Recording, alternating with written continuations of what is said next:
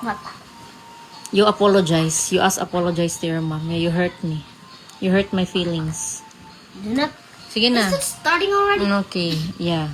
Mom, I am sorry for what I did because I was wrong and I even complained that I'm wrong.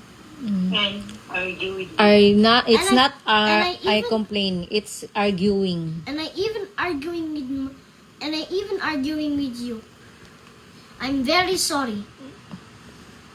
Okay, I forgive. Next time ha, you listen ha.